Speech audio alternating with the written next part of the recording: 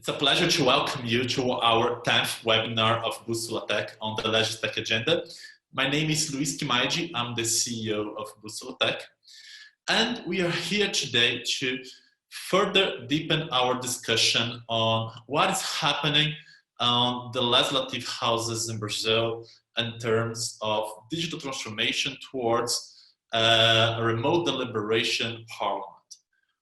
We did understand that this moment of crisis is extremely important for society in terms on how to fight COVID-19 and how to define what does it look like to keep our activities running in times of pandemics. I always like to mention the motto the Brazilian Senate used for developing the remote deliberation system, that is, in times of pandemics, Parliament cannot stop. We are discussing this in the past few weeks that other than grocery stores, supermarkets, medical facilities, Parliament and legislative houses are essential for the functioning of our democracy. We have to understand that Parliament is not only for times of normality. It's essential to debate the ways to resolve the current crisis through Parliament. And in this spirit, we are welcoming here today. We are deeply honored to welcome again Professor Cristina Leston-Bandeira from the University of Leeds. Be most welcome, Professor. Very much. I'm very happy to be here again. Thank you very much for inviting me. And we also are deeply honored to welcome the General Director of the Brazilian Senate, Ilana Trombka. Be most welcome, Ilana. Thank you. Hi, everybody. It's a pleasure for me to be here. As I previously mentioned, we are discussing here today the digital transformation process happening on legislative houses in Brazil and abroad. But as we have been discussing, legislative houses in Brazil are leading this movement and are sharing this knowledge through a series of cooperation agreements with other national parliaments and also with subnational houses in Brazil. We have already discussed what is the remote deliberation system and what is the impact on the legislative activities. But today we want to deep dive on how it was possible for example, a legislative house such as the Senate in Brazil to develop a solution like this in such a short notice. The solution, as we saw, was developed in only 7 days. And we are sure that if the Senate hadn't already discussed digital transformation strategies for its internal processes, this would never be possible. So we do understand that there is an expertise here being built by the Senate House and by other houses that make possible for, in a moment of crisis such as this, for the Senate to rapidly respond to it with a robust technological solution. So I would like to ask my first question to Ilana Trombka. Ilana, as I mentioned on our previous webinars, we discussed how the Senate in Brazil spearheaded the implementation of a remote deliberation system. It's a known fact that the Brazilian Senate already had the expertise to go digital. For example, all the processes in the Senate House are paperless and already digitalized. In your view, what are the key aspects fostering public servants in the Senate to be ever more digital ready? Thanks for this important question. I really want to explain you. The starting point for the modernization of the Federal Senate was the adoption in 2015, as you told you, of an electronic process for official documents management. The production, screening, and management of the documents began to be done entirely in digital media, eliminating the use of paper by the House's administration. This May 2015. Besides the significant results in terms of economic and sustainability, the change contributed to an increase in administrative efficiency, generating greater speed in the processing of documents. and more transparency. Then it becomes to be much more easy to know where was the process and for how long it stays in an office or another. Another relevant aspect was the gradual implementation by the Senate ICT department of digital tools related to the activities and service demanded by the staff. Most of the administrative actions were centralized in an integrated service platform, service center. And nowadays, anything that you want, you go to service center and is there. And you know that is there, that you find what you want. Made available inside the intranet. Practically, all routines are executed within the digital environment with responsiveness and usability, such as booking vacation, electronic attendance certification, and delivery of medical certificate. The focus on these solutions following the guidelines of the House was remodeling for process, simplification procedures, elimination of rework, and automation. These examples reinforce that digital thinking should be, above all, a management policy. When the Senate prioritizes IT solutions, a more favorable environment is created for employees to increasingly adopt these tools. Little by little, we are transforming the culture of organization, and certainly this was an essential element for the House to adapt quickly to the changing scenario due to this pandemic. As I told you, in the end of this morning, we had a little chat. And as I told you in the beginning, people they know just the word of paper. And nowadays, this is completely past. They even do not know, and they even do not remember anymore how was it. So it's a completely change, and now we have a new culture here in the Senate. Perfect, Ilana. Actually, what your remarks bring me to something that you are creating a new standard. So incomers to the Senate, they don't even know that the processes were made in papers. So they only know the system. So this is very interesting from a perspective of cultural change. You are incrementing and changing the standards and changing the minimum standards when new members enter and new public servants as well. I'd like to follow to my next question to Professor Cristina, but before I would like to provoke our audience. So guys, you can pose questions, you can comment, you can debate on the chat you have on your right, and feel free to do this. It's essential that you do this to foster our debate, and that we should know that you are watching us and enjoying our debate. Professor Cristina, about what Ilana just shared, in our previous debate, you mentioned the impact of highly capable public servants on the digital transformation of legislative houses. Which structures should start these cultural transformations on the houses? So, I mean, there is a number of factors that are really important for this type of transformations. And as I mentioned last time we chatted, the Brazilian Congress, both the lower chamber and the upper chamber, the Senate, have been best example practice in terms of using digital as a parliament for some time, since, maybe around 2009 and 2013 and 2015. They've been ahead of many other parliaments. And today, for instance, there's been a lot of sharing of practices between parliaments. I've been in many webinars about that, and the Brazilian Congress is always referred to. And there are a number of factors that contribute to that. One of them is obviously that the Brazilian Senate has been doing it for quite a long time, but other parliaments have been much slower to move into that. And having that expertise, and as Ilana was saying just before, it's the fact that it's been moving slowly towards digital. So everything is done paperless, and so it gets to a point where actually everything is there. However, that's not always enough for Parliament to move forward. So I think there's other things in here it's also worth bearing in mind. And so I want to highlight 3 points with this really. One is the resources and the structures in place. The other one is the triggers that lead to people actually make that change.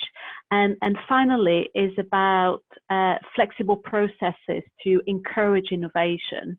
So in terms of the structures, the fact that the Brazilian Congress has and the Brazilian Senate has very qualified staff and a good number of staff. If we compare the ratios of staff in the Senate from other chambers, you'll see that it's better resource for this. And it has invested a lot in digital means and digital structures for a long time. And also it's got the expertise. One of the things that other parliaments have struggled a lot is that they don't have the expertise in digital. They have expertise in legislation, expertise in what we call clerking, parliamentary business, but not expertise in digital, in communication, all of those aspects. And the Brazilian Senate has expended those areas of skills, so that's very important. But then in terms of the triggers, what leads to these changes, there's also there's plenty of examples of other organizations or parliaments that have the capacity to do digital, like in the Senate has been like that for a long time. But sometimes there's resistance from the members to use that, or there's resistance even from the staff to use that. And that's where an impetus, a trigger, is really important. And one thing that is important to bear in mind with the current crisis of COVID-19 is that we have two things happening. We have parliaments moving digitally because that's the way they can communicate. But what's triggering that is the crisis. It's the fact that, as you said, you started the seminar and say things stop, but Parliament can't stop, has to stay there. And so that crisis acts as a stimulus and a trigger for members to adopt and start using those tools. So you may have had maybe senators or even staff who knew the tools were there but weren't quite using it because, you know, they didn't really need to. In a context like now, they have to use that. So that context, that trigger is really important. And that brings me to my last point about the flexible processes. And it's something that I think the Brazilian Congress does very well, which is stimulating innovation, stimulating risks, stimulating experimentation, and that's really important. Experimenting. A lot of parliaments don't do so much on experimenting because they are very public institutions, and everything that happens within a parliament, you've got the public eye on that and the media commenting on it all the time. And if you do an experiment, if you do something and that goes wrong, then parliament, you know, all the eyes are on Parliament. So because of the tradition, because it's a very exposed institution, and because you have within that institution, you also have members from all sorts of different parties, you know, parties who are criticizing the Parliament themselves, you know, parties from all sorts of different agendas. And so it's in that context, it's much more difficult to do experimentation because you're always worried about those risks. But actually stimulating experimentation is how you develop digital, as we all know. So digital develops by experimenting here, doing a trial there, and innovation. And things that the Brazilian Congress has had, like small projects or applying for small projects or applying for small prizes, that sort of thing, to encourage and stimulate experimenting has been very important for a very long time, and then it has built up on that, and that's a key difference actually from this parliament to other parliaments. Perfect, Professor Cristina, thank you. And it's interesting, I was discussing with Ilana this morning the fact that we have several legislative houses in Brazil trying to reach out to these remote deliberation systems, but they are doing much simpler solutions and even using solutions as the one we are using right now, but without the support of legislative management too. And Ilana just mentioned to us the fact that the Senate has a legislative body called Interlegis, which is freely providing these tools to all local, municipal, and state level houses in Brazil, sharing the knowledge the Senate is building, although it's not the same solution which is being implemented by the Senate House. Ilana, I would like to go to my next question. We are so focused on discussing the core business of the Senate, that's the legislative activity, that we forgot to ask the questions, how is the Senate body functioning? So are we seeing public servants in the Senate working remotely as well? Can you give us an overview on how the Senate is managing different teams remotely? Of course, but just first of all, if you allowed me to comment something about the answer that Professor Cristina just told me. She was talking about some parliament, but it could be Brazil, because it's exactly like this. We have a lot of pressure from media, but we have the support of our chairman and the support of the senators that believe in our work and trust us. And then this is very important, because they know if in the beginning someone can criticize us and can say that we are spending money with this or that, but in the end they really support us and they believe that we are trying to do the best, and we will do our best. But it's exactly what happened here, the same, and a lot, I'll tell you, the same and a lot. But about your question, sorry, we are experiencing one of the most serious public health crises in the country in the recent history. So it was very important to keep people safe. And for them to be safe, they should go home. On the other hand, it was, as you told me in the beginning, the parliament cannot stop. Never can stop, but in this moment, it's most important for us that we need to work. So we have these two sides and how to do it, to manage the parliament to work, but people to be home. In fact, the parliament cannot stop, as you point out. That's why we have taken every measure to keep the Senate fully functioning, ensuring that parliaments and staff can execute their activities remotely. Following the publication for the First Secretary Act, that's the act that allows us to provide and to support the necessary tools for the employees in their houses.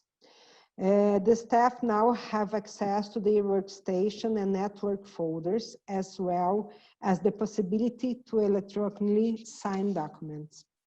It's important to note that our infrastructure is robust enough to support the remote connections made by parliamentarians and the staff, safeguarding the full operation of this legislative house. The deliberative remote system starts to work in a week, but we have infrastructure before. So we were able to do it. It won't be able if you needed to buy the computers and buy the hardware and everything in a week. So we have what we need to support this step. Besides, the Senate now uses an online collaboration system that allows meeting with dozens of participants, which can be accessed on cell phones, laptops, or desktops, computers, whether on the web or with a specific application. In the beginning, when I think we're not in the live, Professor Cristina was telling us that is the first virtual meeting, the first virtual seminars. Here in the Senate, we are having meetings all over the day because we need it. And so we bought the tools, the right tools to do it. The team can participate in chats, video conference, audio conference, send files, work together, interact with other teams, and provide the necessary deliberations. And in this point, the send files is very important, because to do the meetings just with people talking, it's okay, but when we need to produce more and make documents all together, very necessary to send files and to change them and to write everybody together. It should also be noted that the administration of the Senate, through its Innovation Center, has implemented several virtual trainings and distribute videos to prepare the teams for this new dynamic remote work. This was very important too, because we need to train people, because it was everything so quickly, you know, in a week, things changed so much. So we needed to do everything very fast. And in the point in that we began it, it was not everything excellent. So we need to keep working and making the things better during the following weeks. So we needed to train people remotely too. It's a learning process. I understand that it's the first time, for example, all public servants are working remotely or and in a hybrid scenario. You can share with a little bit about these with us later. But I understand it's a learning process, and public servants are having to learn on the go. And I would like to pose another question, Ilana, if I may. Which skills, we are talking about here, the hard skills and the soft skills on public servants, do you see as essential for them to work remotely today? Well, I know how it is right now in Britain, US, but here in Brazil, you know that we went home, but we are not on vacation. We keep having our job, but now we are teachers in the school because the kids are not in the school. We have all the domestical work in our houses. So we are having much more trouble with organizing our agenda and our schedule than before. This is the reason why the ability to manage this is fundamental, especially right now. It is also essential that the employees has a focus and try to do the best when dealing with adverse situations. I start talking about this schedule because for me it's very important.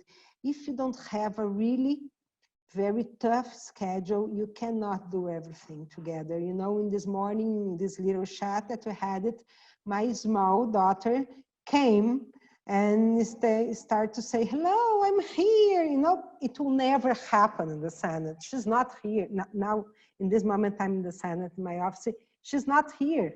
But I was at home, and for her, it's difficult to understand that mommy, it's at home, but it's not available. So it's very important for the employee to organize the agenda. Another issue that I consider very important is familiarity with the technology device and digital communication, both for written demands and those performed orally. And this is, of course, because it's the tools that we are using to work. If you're not familiarizing, then you are out. You cannot work. And the third, the dynamism and self-control are always aligned. After all, dealing with isolation and multiplicity is not easy at all. In many cases, people tend to face emotional problems such as anxiety or depression in the quarantine. This was even the subject of a live that we have presented last week with a psychologist here in the Senate, because again, we are in the only pandemic that I have lived in my life. So it's not a normal time. It's not that my kids are at home and we are on vacation. We have a virus out there that is make us to think about to be alive, about to be sick, about how will be our lives after this moment. So we need to understand that we can face some health problems and some psychological problems, and we need to understand these as the manager of the Senate. Perfect, Ilana. Professor Cristina, feel free to comment what Ilana shared, but I would like to focus as well on these skills public servants must have at this point to working at home, to stay at home, but as Ilana shared, they are not on vacation. I mean, the parliament is not on recess. Parliament is still working, and it depends. Members depend on them for this to happen. Which hard skills and soft skills do you see as essential as well? Thank you, Luís. I can assure you that people in the UK are not in vacation neither. And these questions about the staff in the UK Parliament are exactly the same ones. And in here, schools are closed. So besides people having to work at home with children at home, they also have to do schooling. So they also have to give the lessons to their children. So there are very considerable challenges. It's exactly the same situation. And in most of these cases, people can't even access their offices in the Parliament. They have to work from home because the access is just not possible. And so all of those issues are exactly the same ones. And again, people had to adapt very quickly, had to leave the offices very quickly. They may have left things behind that they can't access now. And now they may be living in a very small flat in London rather than a big house, you know, with lots of space. They may be having to share that space with a lot of people and still have to carry on doing the work. So the understanding from the organization is really important. So one of the things that I've been discussing a lot in seminars that have been similar to this one is that all the visibility is on what the chamber does. And we discussed that a little bit last time, didn't we? So all the media and everyone is talking about the virtual proceedings and what the members are saying and all of that. But actually there's another side to that, which is as important, which is how are the staff working towards facilitating that. And that has a particular dimension with the current crisis in that it has affected people in very different ways. And it highlights differences between different types of groups of people. So, for instance, one of the things that some research has shown is that women are being far more affected by the current crisis than men, because they may have more, they may take on more their caring responsibilities with small children, or sometimes it's not small children, it might be older parents, it might be all sorts of different reasons. And so that brings in a huge focus on those people with those responsibilities. On the other side of that, you may have people who suddenly have lots of time and have lots to do with that time because they don't have those responsibilities. They're not traveling as much. They're not maybe using some of that time in doing other things. And that brings a huge imbalance, and it has antagonized the differences between different people.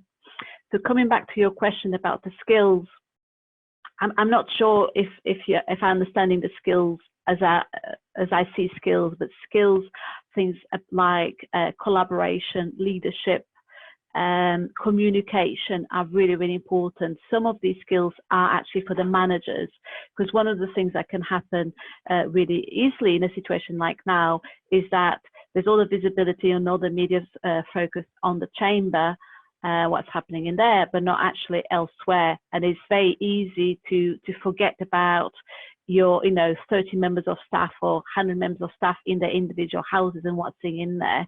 And so having the leadership to understand about what sort of support they may need. So Ilana talked about psychological support, for instance, being able to give that support at a distance is very different to doing it face to face, but also opening up that space that people can reach out to you. And again, that's a leadership skill. That's a leadership skill of making yourself available and communicating to those people. But having the routine and having the structure is obviously really important. Besides, the sort of skill of using tools, being flexible, about different formats, but trying to have that structure is very difficult for some people at home because of their constraints, where they live, whether they have small children, whether they have good internet connections. For instance, a few weeks ago, I did a seminar which was in Canada. And in Canada, some of the problems that some of the members had, I don't know if it applies to Brazil also, was that they had very poor internet connection. So there were, some of them were basically excluded from the proceedings because they could not access, because the broadband was non-existent and all of that. So one of the key inequalities brought in by the current crisis is a gender one, but it's not just a gender one. There's all sorts of other characteristics, all sorts of other reasons that might make people not having the equal access to work or the equal conditions of work that they would have if they went to their office in the Congress, or if they went and be able to access those infrastructures. But those issues are very, very similar in the UK and other parliaments I've been working in and I've been talking to, and leadership is absolutely key for all of that. Thank you, Professor. Before I give the word to Ilana, if she wants to make a consideration on Professor Cristina remarks, I have a message from Paulo Meira. He says, I feel a high sense of commitment towards hard work at the Federal Senate of Brazil among public servants and mutual trust, as Ilana just said. Thank you, Paulo Meira, for your comment. And Ilana, do you want to comment Professor Cristina remarks? You know that we have even a choral here in the Senate, and the choral is sending musics every Monday and Fridays. And this is making a difference for people. In the beginning, people thought that it was a bullshit. It was my idea, and people said, it's a bullshit, why it's sending music? But it makes the difference, you know, and people understand that the Senate care for them, that the Senate is worried about this moment and how they are feeling. Of course, it's much different than we have a face-by-face psychologist or psychiatrist, but it's not possible. So we are doing the best that we can. We have our Corona Zap, we call here, that we have 2 or 3 doctors that are available for our community to give them the information, the right information about coronavirus, because as we don't know exactly what's going on and how the illness is working inside the bodies and the medicines to take it. So we have a lot of doubts. And when you have someone to ask, and you know that this person will answer you and will listen you, it makes a lot of difference. Even this kind of chats that we are doing right now, once a week, I do a live. It's very important because Paulo Meira, it's a friend of us, works in the Senate, and we are missing each other, you know? We miss each other, we like each other, we like to work in the Senate, we like our community, and we don't see each other for the last 2.5 months. So it's good when you have the opportunity to talk to each other in a live, in a project. And now we start a new project in the Senate that everybody can show to the community, to our community in the Senate, their talent, their high talent. And the first was a colleague that did a cake, and he showed how to do it a cake. And we never imagined, because this is a very serious man, old man, and he's very close, he never smiles, and he was in the kitchen doing a cake, and it was a success, you know, because say, Washington doing a cake, what's going on? So it's different ways to touch people and to keep them with us. And one that's very important, it's a volunteer project that we have here in the Senate called Liga do Bem, and they are working so much. They are volunteers, all of them working in the Senate, and we are caring and working for people that have much less than us, that lives in the streets, that needs food and hygienic items, even a mask. We did 15,000 masks here in the Senate for charity. So it was another important initiative to make people believing that they can do it something to change this difficult moment and to build the new normal in a way that we desire, that we dream it. So there's nothing to be, in the beginning, you think, okay, a volunteer project, okay, but we are here to work. We need to do the piece of law, we need to hire some service, we need to have a journalist sector to talk to the media. So how about a volunteer project? Why this is important? And in this moment, it's exactly this kind of projects that are making the very much difference between us and making people feel that they are part of the community and that we are together. Thank you, Ilana. It's very interesting to hear that from you and from Professor Cristina. It's a challenge we have in Brazil because this crisis is bringing forth challenges we already had. For example, it's a heartbreaking story that we have mapped. It's a small city council in the state of Amazonas, and they wanted to remote deliberate, but we even helped them to, okay, you can follow like a process like this to build your remote deliberation system in a very simple way. But when they went to the implementation, they saw the places where members lived had no quality access to internet. So, I mean, we are public servants and the legislative and the three levels are battling to keep their activities, but this is bringing structural issues and challenges we had. For example, as Ilana shared, as Ilana and Professor Cristina shared, we had issues, for example, inside the house. For example, we saw that the levels of denunciation of domestic violence has skyrocketed in Brazil, for example.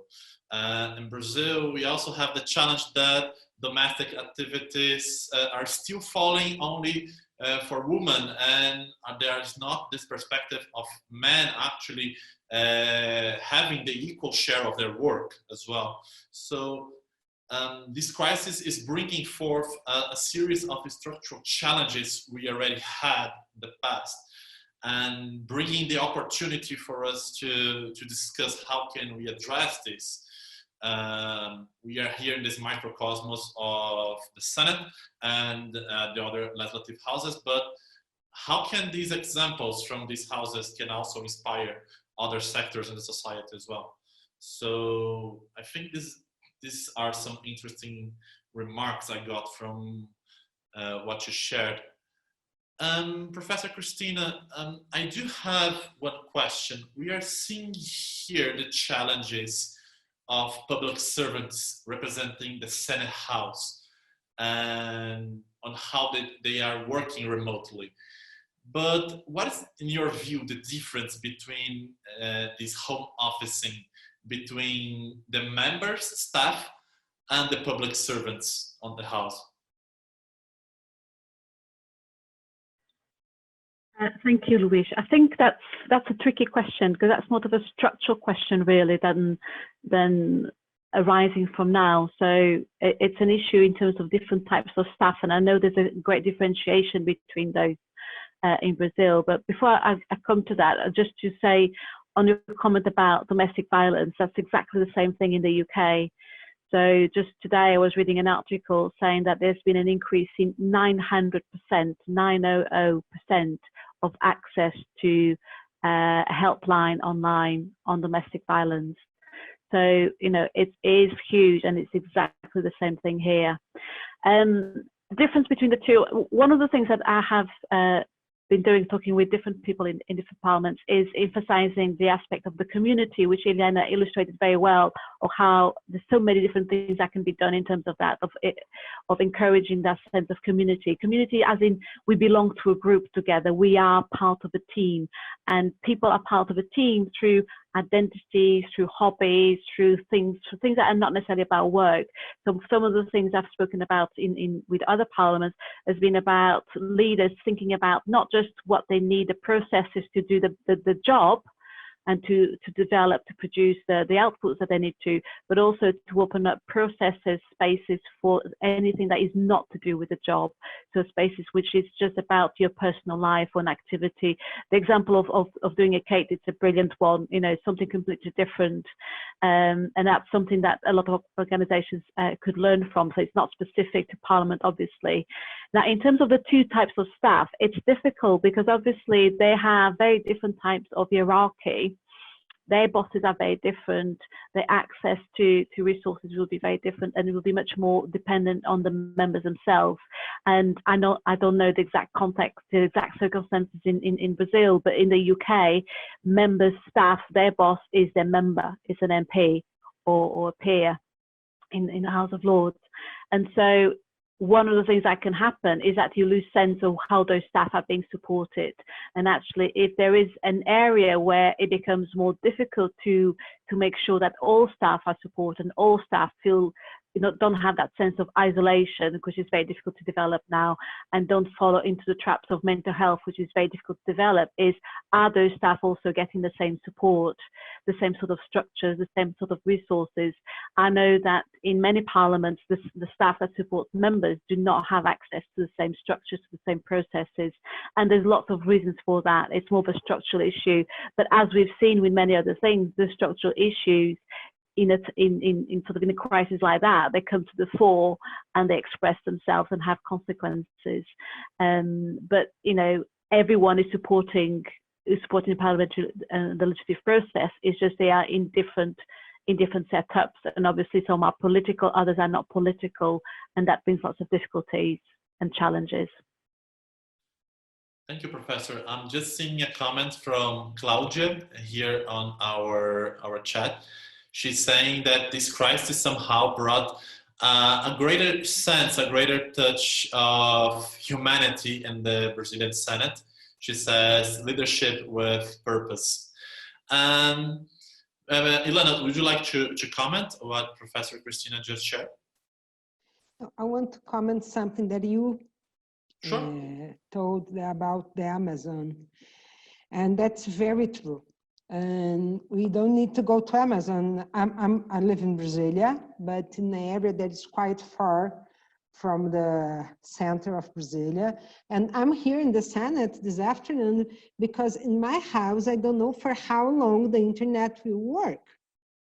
And I live in the federal district. So in countries like Brazil that are very huge and you have a lot of difference, and you have a lot of inequality, then it's difficult that you have a political issue that will be really work for everybody. And then you need a lot of flexibility, because you need to understand that you have a topic, you have a way to, you have a solution, you have a way to do it, and it will work for some, for most, but you have to have a second plan and a third and a fourth, because it's not the same, never happens the same. And we have, in the Senate, we have assistance plan for health. So we can go and do the exam to know if we have coronavirus or not. But the employees that are more poor, they can't. So we need a solution for them too, because we are a community all together. We have the internals that lost the semester in the university, and they are free, but they are free, they are not working, they are not studying, so they are quite mad at home, and we need to worry about this. So we have a lot of specific situations that you need to know how to manage with them, and you need to understand that you don't have a solution, and not even the best solution. You must have a lot of solutions and use them as much as you can and as much as you need. Thank you, Ilana. I will continue with you right now. I do have a question because what we are seeing in this development in terms of processes, in terms of tools in the Senate is not something easy. And as Professor Cristina shared, it's something that requires testing, experimentation. And we are aware that it's not a simple thing to do in the public sector anywhere on the planet. And I'd like to ask you, usually my background is at tech companies, at Google more precisely, and tech companies usually have HR policies to promote constant innovation production in its workforce. Usually the cost for not innovating is higher than trying and failing. A public institution, as I mentioned, must be aware of the cost. And we're talking about the financial cost, the social cost, and the political cost to test new ideas and technological tools. The Senate is clearly finding a way between these two concepts. And how can a legislative house, how can the Senate share this expertise with other houses? And what is the balance the Senate found, Ilana, to, in a way, promote innovation and in another way, to keep compliant with this public structure in which the Senate is inside? I don't see a problem to do both. We need to innovate and we need to produce, and it's very easy to know when the Parliament is producing, it's working or not. And we need to do it, but we are changing the way to do it. And if I could use just one answer for this question, will be prototyping. Because I think prototyping is the right answer that applies to this question, as well as it applies to the other actions of transformation, modification, and experimentation. This is the best approach to innovate, as it allows us to make mistakes in the beginning and has a reduced impact on the organization. And of course, providing psychological security and developing cooperation among those implicated in the process. Because if you have a mistake and everybody shouts on you and fight you, you'll never do it anymore. Making mistakes is an intrinsic part of the changing process, and this need to be recognized by management. From this perspective, that employees should use psychological security to attempt different things. Without this, people start being non-stimulation or not feeling provocated in their area or action, merely doing the ordinary duties, sabotaging experimentation and the emergency of a new or different experience. The core idea of prototyping is the opportunity to try, to put forward an idea. It's important to present the liberty of experimentation. Thus, one can identify difficulties and consider the economical, social, and political risks and make a decision that allows the continuity of the projects. The Senate has been exhaustless working hard on this topic day by day. The House has recently created an innovation support center to promote collaboration at the Parliament. And this is becoming more and more prevalent since it comes for people to suggest solutions that may not be effective when they are facing problems and crises. We are increasingly moving towards online collaboration. We have adopted tools and we are gradually learning to get the best results from it. Henceforth, we will be better prepared to find effective solutions to problems. But I can tell you two things more. Once a month, I have a morning that I stay here in my office, just listening to people. It calls the Morning of Ideas. And this project starts in 2015. And always in the first morning, in the first Monday morning, I stayed here and people comes and tell me an idea. the group of volunteers was one of these ideas. And nowadays it's so important. And they have the freedom. They don't need to tell their bosses or the partners. They just come here and say, Ilana, I have an idea. And this is an important way to tell people that they can do it, and them ideas can go higher very fast. And another very important thing to tell about this is we need to make people feel free in here. They don't have to feel afraid of changing. Of course, with responsibility, because the everyday work should be done. And we cannot change without doing our regular work.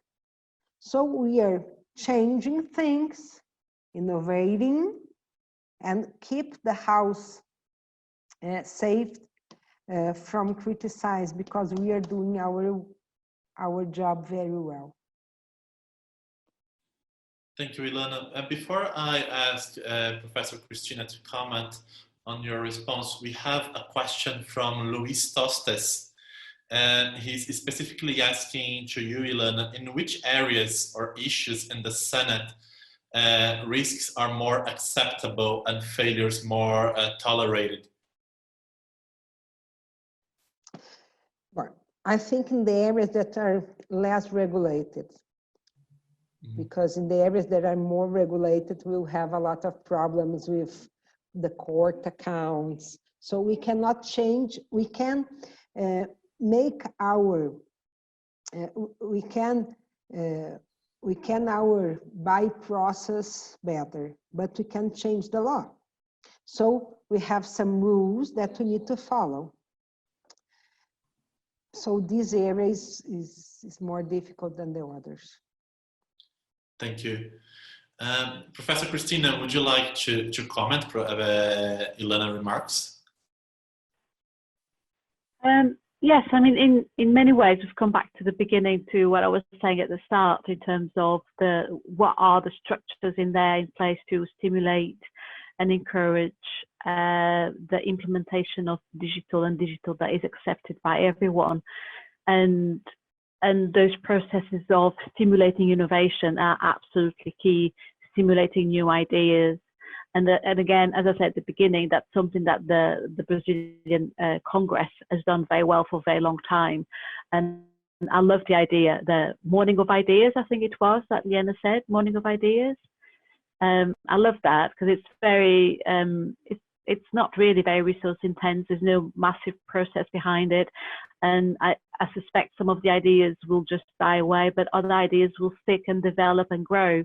And it's also, I imagine, a way of Ilana keeping an eye out of areas that maybe could work better, areas that could actually lead to new ways of doing things.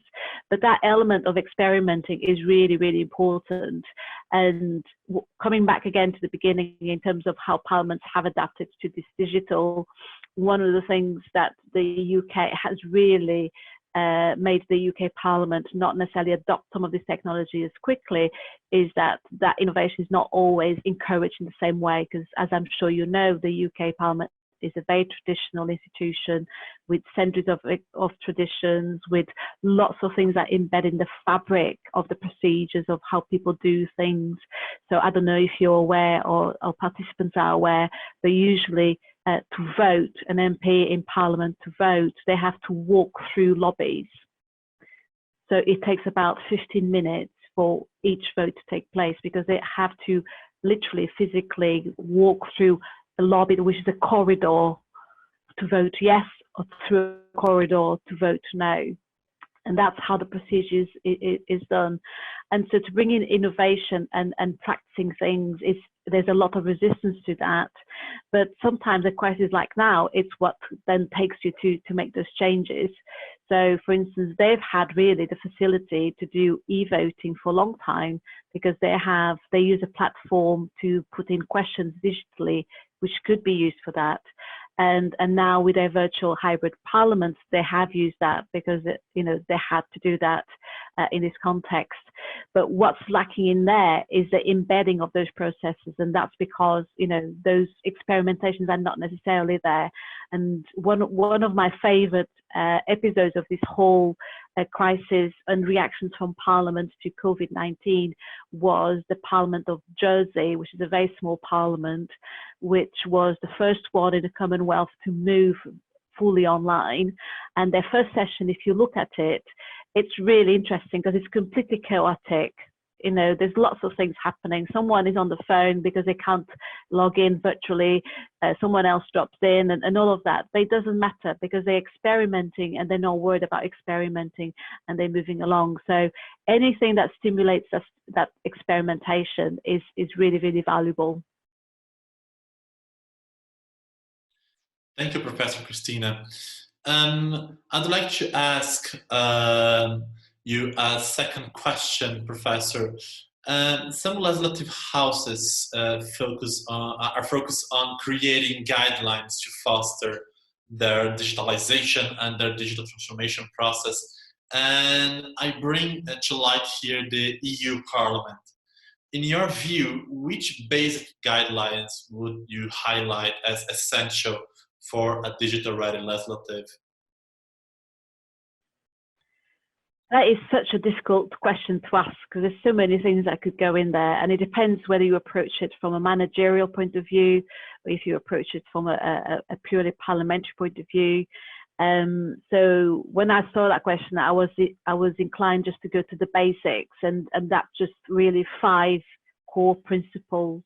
One is integrate, the other one is experiment, and the other one are the 3 C's that I like to talk about on digital, which is communicate, be clear, and don't forget the community. So that's the 3 C's: community, clarity, and communication.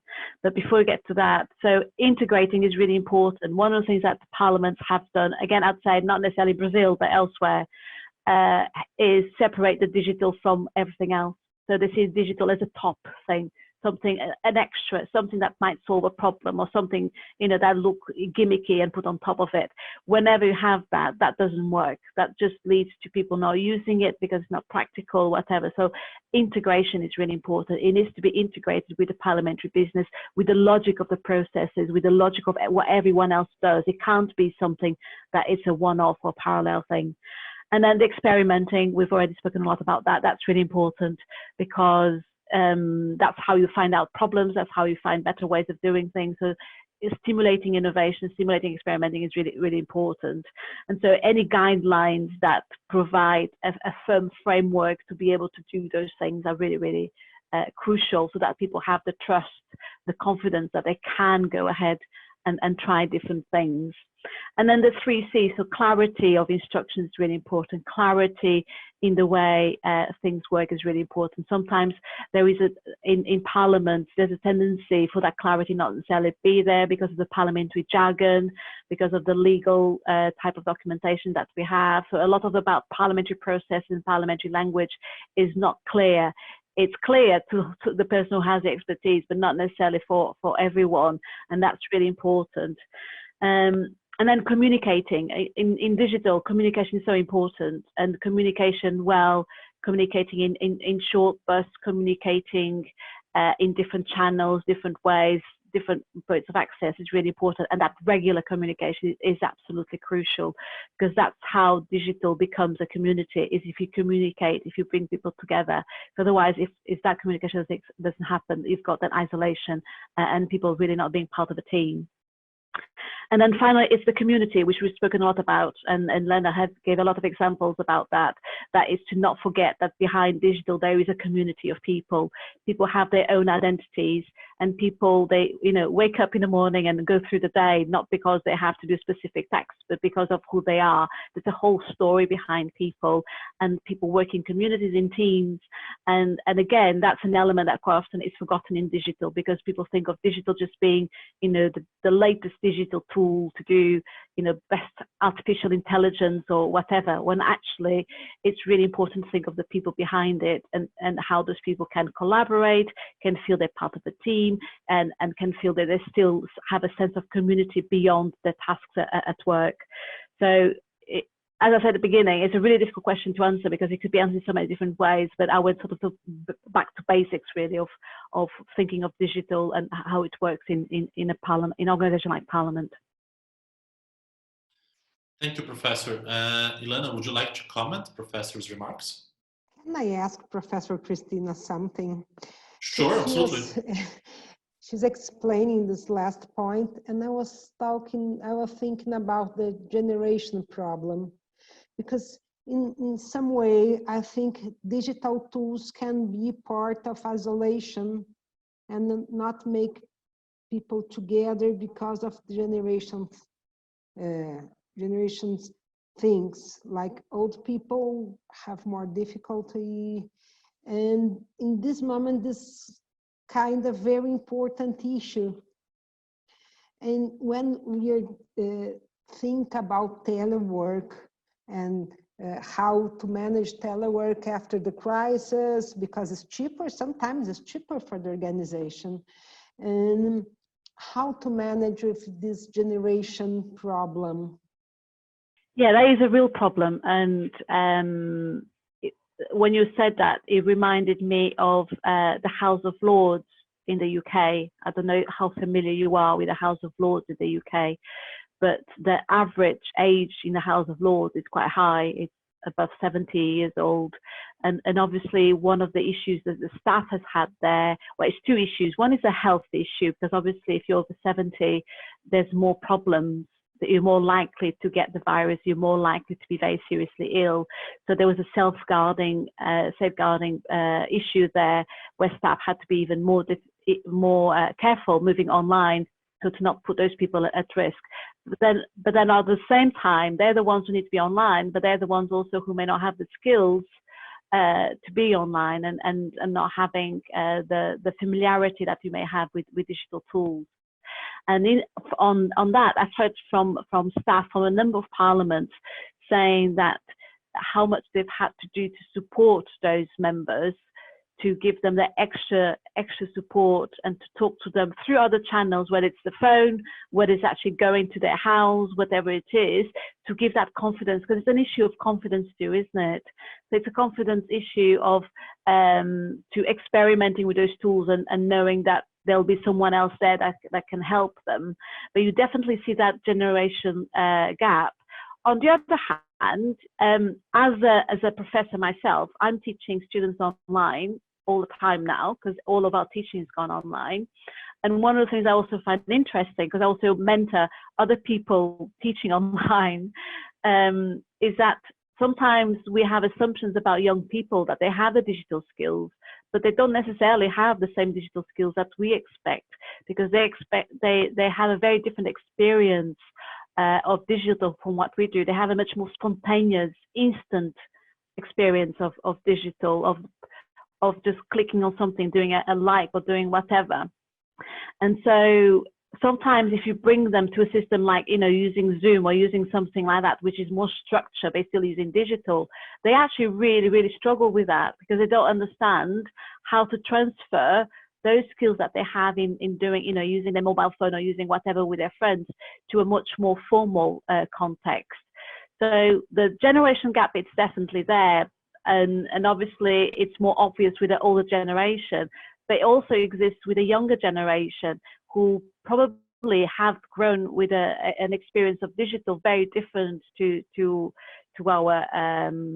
our generation, but also where digital for them is more of a leisure thing and not something to do with work or to do with studies, and it's their own private space rather than a public space like this that we're doing here. This is a public space, it's not a private space, and young people actually really struggle with those transitions. And one of the things we have to do at university is to actually train them how to use these tools in the context of a formal classroom, because they're not used to that, and they find that difficult also, based more in terms of social skills than technical skills, which you'd have with the older generation. Thank you, Professor Cristina. It's interesting what Ilana and you brought to the discussion. I'm getting to a point where we are discussing the user experience of public servants members on the solutions developed by the House, or even solutions that are already available, such as Zoom, that we are using right now, and most of legislative bodies in Brazil are using as well, but not necessarily a person also already connected to social media platforms or to streaming platforms have the skills to use a different set of platforms that are built for online work or for other kinds of social interactions. So it might be not necessarily a question of generation, but on how we are building the architecture of these tools and how is the user responding to them. Because if the user is not properly responding to the architecture you propose, the problem is usually not the user, it's the architecture. Because if we are focusing on solving a problem, it must solve the problem on the conditions these users have. And I want to bring an example from the Senate here.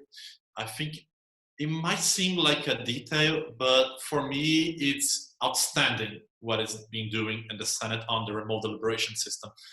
While other houses are only contemplating the focus on going totally digital, the Senate has created tools for senators, for example, to use their phones and access the session from their phones for any reasons, for not having a connectivity or for not being able to use the application.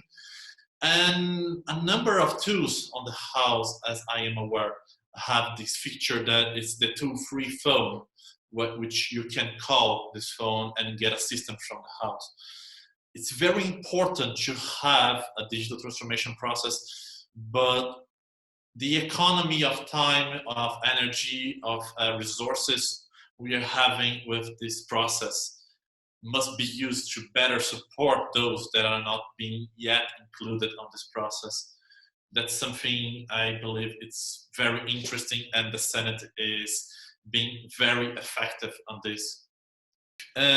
You see a significant difference between the relationship between politicians and staff, both in the UK and Brazil, due to the crisis.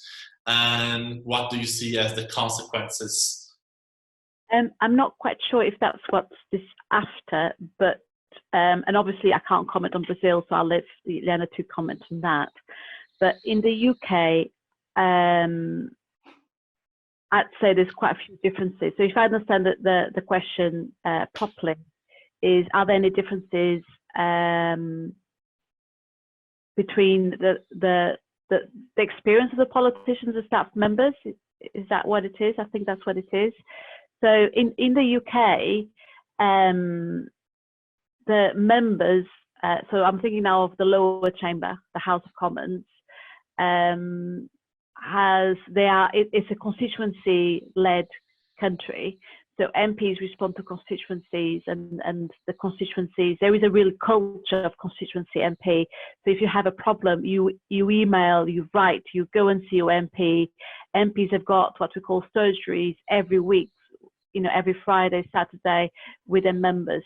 And one of the things we saw with the COVID-19 crisis was what we call casework. So casework is a type of work that members do that is to do with their constituency. Casework increased by 3 times. So it's triplified in amount of work, because you have all the people who suddenly were sacked, lost their jobs, all the people who were having problems with access to social care, other people with problems with schooling or lack of support for childcare. And suddenly the casework of MPs increased enormously, and the main people who've been dealing with that is their staff. So their staff are the ones who are dealing with that. And so I deal with quite regularly with staff of MPs, and they were really struggling at the beginning. They were really struggling because it was case after case after case coming in, and at the beginning there was also a lot of uncertainty. People didn't know what were the answers to give to that, and so they were trying to find out at the same time the same solutions, whilst at the same time not necessarily having the conditions to work, because suddenly they were not in their office in Parliament. So that's been quite a steep learning curve, and a huge difference in there.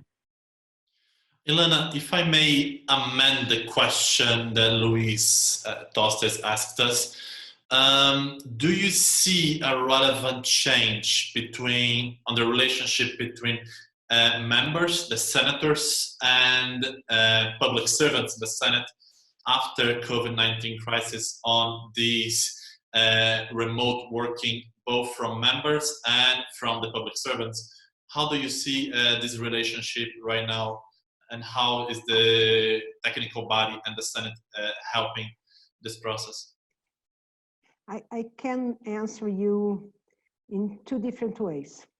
The first is that in the beginning, and continue right now, the members of the Parliament needs much more help from the staff than before, because everything new, and they were not even here to learn how to do it.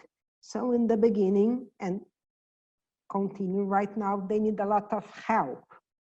And they need to learn. They are alone in their states. They're not here, that they have a full infrastructure to help them. So they need us much more. By the other hand, something that the virus teaches us, that we are all in the same boat. We are all together. Our chairman, our president of the Senate, he was ill. He had coronavirus, and he's human like us.